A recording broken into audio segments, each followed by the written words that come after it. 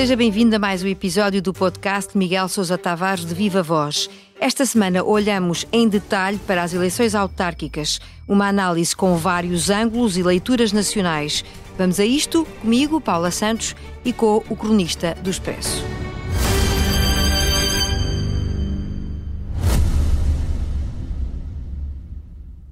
O Expresso tem uma nova subscrição que lhe dá acesso completo ao The New York Times, com atualidade, jogos, culinária e muito mais. E ainda aos conteúdos exclusivos da SIC Notícias, incluindo o Direto Vertical, a nova e inovadora emissão que se adapta ao seu smartphone. Subscreva em expresso.pt/digital. Expresso. Liberdade para pensar. Olá, Miguel. Viva, Paula. Começamos com um olhar mais geral para o resultado destas eleições, apontando vencedores e vencidos. Quer começar por Luís Montenegro e pelo PSD?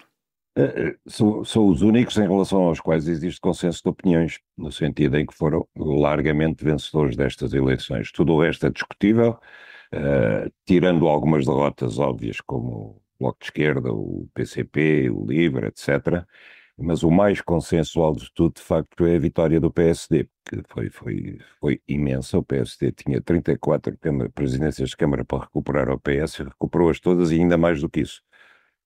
Ganhou as principais cidades, aglomerações, digamos, com mais gente, os municípios com mais gente, Porto, Lisboa, Gaia, Sintra, embora em todas elas não tenha maioria absoluta e, portanto, vai ter que fazer coligações, e esse é um dos pontos que temos que seguir com atenção nos tempos mais próximos.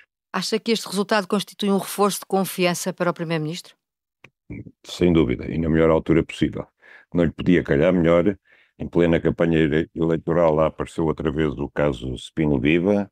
O procurador deu a sensação de que estava mesmo à espera do resultado das eleições para saber para que lado é que se inclinava. Já deu sinais que se vai inclinar para o lado do governo, para o lado do Luís Montenegro, e não só por esse motivo. Faz essa leitura por causa das últimas declarações feitas? Sim, exatamente. Quando diz que não há divergência entre aquilo que está a ser, que é a opinião dos procuradores e a sua própria, é isso, não é? Exatamente, e que, portanto, vai haver rapidamente um desfecho. Esse desfecho deve ser o arquivamento do processo, presumo eu. Se não fosse, ficarei admirado, mas pronto. Mas também não é só porque teve de enfrentar mais uma vez o caso Spin Viva nas eleições, que eu acho que o Luís Montenegro sai muito reconfortado e muito moralizado destas eleições.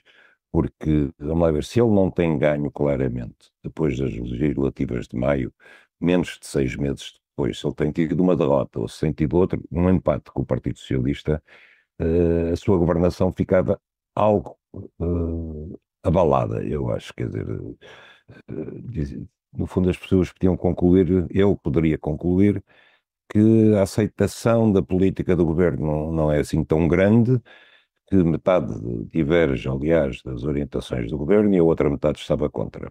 E iria certamente reforçar o ânimo das hostes socialistas e, portanto, uma vitória era muito importante para o Luís Montenegro e ele obteve-a claramente. O caso concreto de Lisboa merece um olhar mais atento. Lisboa é, aliás, uma das câmaras ganhas pelo PSD.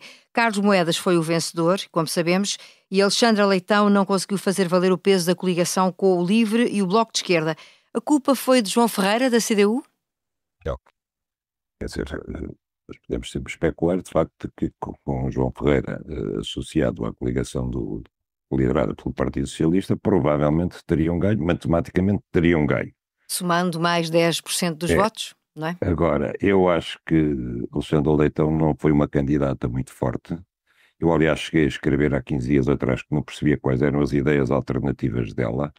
Só começou a produzir algumas dessas mesmo no final da campanha.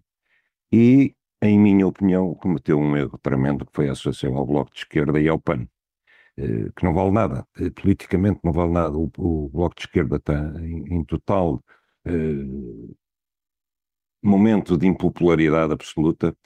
A coisa de Gaza foi muito bonita no aeroporto, mas tirando isso, a condenação foi geral, acho eu, sobretudo porque Mariana Mortágua demonstrou que não apostava muito nas eleições autárquicas, o que os eleitores viram também como um desrespeito, porque Gaza não foi A gestão de Gaza não estava a ser disputada nestas eleições, o que estava era a autarquia de Lisboa e as outras 307 do país, e aí ela esteve ausente quase toda a campanha. Por outro lado, o PAN, em minha opinião, não quer dizer nada. Basta pensar que em Lisboa estava associado à coligação de esquerda e em Faro estava associado à coligação de direita. Portanto, qual é o interesse de juntar à coligação um partido catavento como o PAN? Qual é o interesse? Eu não percebo. Houve alguém na noite das eleições, um socialista, que disse, eu acho com razão, que o Partido Socialista tem uma marca estabelecida há 50 anos no país e que essa marca vale muito mais por si do que os apêndices a que por vezes se quer agarrar numa política frentista iniciada por Pedro Nuno Santos, tirando o governo de António Costa, o primeiro que tinha que fazer, não é? Mas essa ideia da política frentista, vamos buscar as franjas da extrema-esquerda, vamos atraí-las para nós, vamos fazer assistências a eles e eles acompanhar-nos, que eu acho que isso está em contraciclo com aquilo que são hoje em dia as opiniões públicas, aqui e em vários lados. A verdade é que a soma dos votos destes partidos coligados acaba por ser inferior aos votos que obtiveram há 4 anos. Exatamente, e Carlos Moedas subiu, creio que em 8 mil votos, a última votação, que também é significativo, porque a Paula conhece a minha opinião, eu acho que Carlos Moedas é talvez o pior presidente da Câmara que eu conheci desde Nuno Abcacis, em Lisboa, e apesar disso ganhou, e ganhou com uma campanha, não tinha nada, quer dizer, o leitmotiv da campanha dele era classificar a coligação de esquerda como radicais. Era a única coisa que ele achava que ia entrar na cabeça das pessoas. E Alexandre Leitão, de facto, fez-lhe a vontade de buscar o Bloco de Esquerda para se juntar a ela. Quem é que é o responsável por esta estratégia socialista que correu mal? É Pedro Nuno Santos? É Pedro Nuno Santos, na medida que foi ele que escolheu os candidatos autárquicos do Partido Socialista. Agora, José Luís Carneiro, se quer começar a ter alguma autoridade dentro do Partido Socialista, tem que começar a ter opinião e, inclusivamente, divergir daquilo que está estabelecido nas questões que são basicamente importantes. Ele, por exemplo, falando da história de Lisboa, ele poderia ter-se imposto e ter recusado a coligação com o Bloco de Esquerda e com o PAN. Com o LIVRE tudo bem, mas com os outros dois não fazia nenhum sentido. E ele deixou que o PS avançasse para o cadafalso numa luta num combate que foi o próprio PS quem começou por se enfraquecer a si próprio. Desse ponto de vista, então, também tem alguma responsabilidade no resultado? Tem responsabilidade pela inação, ou seja, que é aquilo que ele tem feito basicamente até aqui. Ele não tem criado ondas nenhumas, por exemplo, já anunciou que vai deixar passar o orçamento, já anunciou não, mas subentendeu que a lei da nacionalidade expurgada da questão da perda de nacionalidade em crimes de prisão maior, que o PS também poderá deixar passar. Quer dizer, ele tem dado até agora a imagem pública de alguém muito certinho, muito simpático, um bom pai de família, uma pessoa muito simpática, uma pessoa que não quer ondas, que não ataca os inimigos. Não acha que é uma estratégia pensada justamente para o atual momento do PS depois das últimas eleições? Eu acho que o PS tinha que ter uma estratégia de contenção. Isso é verdade. Agora, não pode ter uma estratégia de contenção, inclusivamente interna, quando é preciso dividir águas. E essa questão de Lisboa é particularmente importante, porque o PS aí rendeu-se à estratégia definida por Pedro Nuno Santos, que já tinha sido sovada em urnas e que já tinha provado que não era rentável. E então o novo secretário-geral do Partido Socialista não precisa começar a espadairar para fora, mas pode começar a impor autoridade interna. E já aqui falámos de João Ferreira, agora vale a pena conferir o resultado da CDU. Se Lisboa é, de facto, o melhor exemplo de um resultado comunista, já no resto do país o PCP vai perdendo bastiões. Qual foi o recado, Miguel, que o eleitorado quis transmitir? Bom, é difícil de dizer porque eu não faço uma leitura nacional das eleições. Quer dizer, acho que as eleições têm consequências a nível político geral, mas não podem ser lidas literalmente como um voto nacional. E essa é uma das razões porque eu discordo das análises que imediatamente a seguir a conhecer os resultados vieram dizer que o bipartidarismo tinha regressado. Eu acho que não, eu acho que o tripartidarismo está bom e recomenda-se. Simplesmente o Chega falhou a aposta autárquica.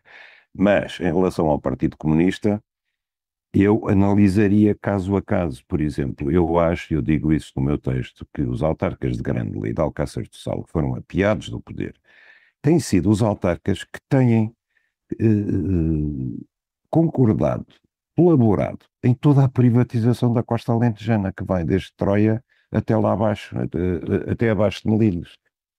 E, inclusivamente, assistiram à privatização de praias que são de domínio público, sem acesso. Eu já falei nisso aqui várias vezes. E eu não consigo perceber, de facto, como é que se pode dizer que o Partido Comunista é tudo gente séria, está ao serviço do povo e não sei quantos, quando os seus autarcas conseguem deixar que se privatizem praias no interesse de um fundo imobiliário americano, no interesse da dona da Zara, no interesse do Grupo Amorim, os vários interesses que estão ali instalados. É uma coisa insustentável. Quer dizer, um partido passa a vida a pregar contra o grande capital e contra o capital internacional e depois no terreno tem dois autarcas a fazer isto. Eles perderam e perderam justamente. Essa é a lição que eu faço ali. Agora, não posso fazer mais. Por exemplo, em Évora, o Partido Comunista tinha algumas esperanças de ganhar, perdeu para Carlos Zorrinho, é uma perda importante, é verdade que depois foram recuperar outras autarquias no Alentejo ao PS, mas fundamentalmente perderam e bem. Mas a prova de Também que... perdem Setúbal, que é um bastião de há mais de 20 anos, não é? É verdade, isso é uma história especial com a dona Maria das Dores. Para reforçar a minha ideia de que cada caso é um caso, repare que o Partido Comunista mantém há vários anos a Câmara Municipal de Silves no Algarve, quando a sua votação geral no Algarve deve andar à roda dos 7%. Mas a Câmara de Silves mantém. O que isso quer dizer é que os eleitores de Silves acham que estão a ser bem governados e, portanto, não mudam. Uma das dúvidas da noite eleitoral prendia-se com o resultado do Chega, de que já aqui falou em certa parte, em certa medida, que depois de mais umas legislativas em crescimento nacional, prometia transformar esse tipo de resultado numa mudança no mapa das autarquias. Mas as câmaras conquistadas foram apenas 3, quando a expectativa de André Ventura era bem mais ambiciosa. Como é que explica esta perda de votos, Miguel? Sim, o Chega, a nível autárquico, creio que é o 6º partido nacional, depois do PS, do PSD, do CDS, do PCP e dos independentes. É a 6ª força política nacional. Para quem avançou para estas eleições como segunda força política nacional, foi uma debacle. Agora, mais do que as 3 autarquias conquistadas, em vez das 30 que André Ventura esperava, ou das 60, que seria o correspondente à sua votação nas legislativas, onde eu acho que o Chega fraquejou completamente, foi não conseguir impor os seus candidatos locais. E isso reforça a ideia de que o Chega é, de facto, o partido de um homem só. Porque, repare, como nós todos vimos, não houve chaparica neste país, não houve cantinho deste país, onde para as autárquicas não tivesse a cara de André Ventura ao lado do candidato local. Em muitos casos as pessoas desconheciam. Eu, por exemplo, desconhecia absolutamente quem era Bruno Mascarenhas, o candidato do Chega a Lisboa. Nunca o tinha visto, nunca tinha ouvido falar dele. Eu estou a falar de Lisboa, não é? Por outro lado, o Chega fez talvez a campanha mais rica destas autárquicas. Aliás, é um dos mistérios que eu tenho. É de onde vem o dinheiro para o Chega. Porque ninguém gastou dinheiro como eles. Ninguém. A campanha que André Ventura fez no Algarve foi absolutamente impressionante e acabou por ficar em 3º lugar no Algarve. Conquistando uma Câmara, Albufeira. Conquistando a Câmara de Albufeira, que é um caso sui generis. E por isso, aquilo que eu acho é que o Chega não só falhou a sua implementação local, da qual precisa a médio e longo prazo para se tornar um grande partido nacional, como mostrou que sem André Ventura o partido não vale nada. E, portanto, o Chega é apenas um conglomerado ideológico que anda à roda de André Ventura. É um fantástico orador, é um fantástico comunicador, e depois todos os outros, para mim, é o Pedro Pinto, que era o candidato ao Algarve, que é o líder parlamentar, a que eu chamo, assim, na intimidade chamo-lhe o empolastro, porque está assim, ali sempre ao lado, e não precisa de abrir a boca, o que ele faz é abanar a cabeça quando André Ventura está a falar. Ora, é muito pouco em termos de futuro. No mapa da nossa rota, pelos resultados das eleições autárquicas, terminamos na cidade do Porto, onde, apesar da maioria na área metropolitana ser socialista, o PS perdeu a Câmara para o PSD. Ficou surpreendido? Bom, eu não estava exatamente dentro daquilo que se passava no Porto. Agora, reconheço que é uma grande derrota do PS e uma grande vitória do partido do PSD e da AD. Porquê? Porque enquanto que Pedro Duarte era relativamente desconhecido no Porto, tirando em certos meios, mas popularmente era desconhecido, Manuel Pizarro era a 3ª vez que se candidatava. e tinha sido ministro da Saúde, e um ministro que falava quase todos os dias e falava bem, etc. E isso, juntando isso à maioria política dos socialistas no Porto, é de facto uma derrota muito grande. E uma derrota que ainda mais inexplicável, porque o Partido Socialista teve 12 anos para se preparar para ter um candidato que sucedesse a Rui Moreira e que fosse ganhador, e não o conseguiu. E antes de seguirmos para o improviso, uma última questão. Agora seguem-se as presidenciais, que nada têm, obviamente, a ver com estas eleições autárquicas, mas acha que de alguma maneira se pode tirar alguma conclusão por parte destes resultados que possam ser aplicados no futuro, no próximo futuro mais recente? Francamente, acho que não. Eu, pelo menos, não enxergo nenhuma relação entre uma coisa e outra, entre uma eleição e outra. Agora sim, olhemos então para o que continua a marcar a atualidade internacional e entramos no improviso. O acordo de paz no Médio Oriente foi finalmente assinado com a presença de Donald Trump em Israel. Na semana passada diziam-nos que se trata de um acordo que levanta mais dúvidas do que certezas. Ficou mais esclarecido com os passos que, entretanto, foram dados?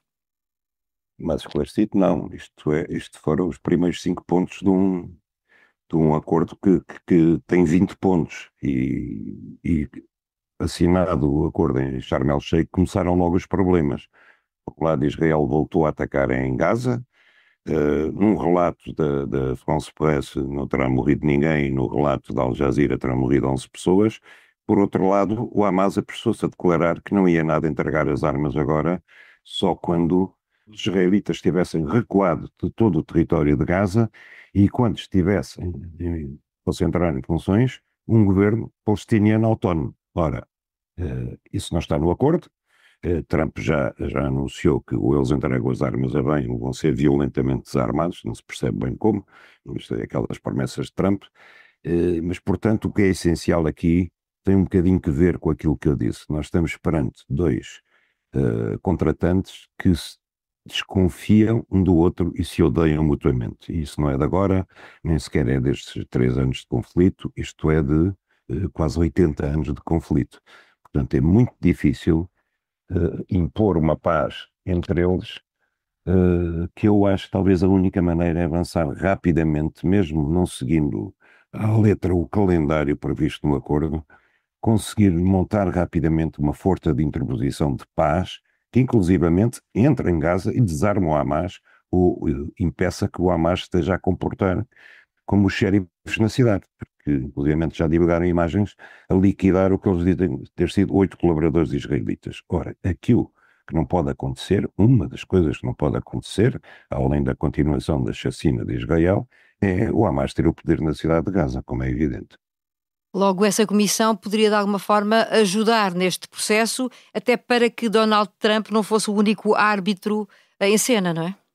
Sim, e eu acho que a constituição de um exército de interposição, para o qual já 3 ou 4 países se voluntariaram, inclusive a França, seria muito importante de se avançar com ele rapidamente. Quer dizer, primeiro vamos pôr forças internacionais de paz no terreno e depois a seguir discutem-se as outras coisas. Agora, se vão ficar à espera que cada uma das partes dê o passo seguinte previsto no acordo, é capaz disso não acontecer e de todo o acordo descambar.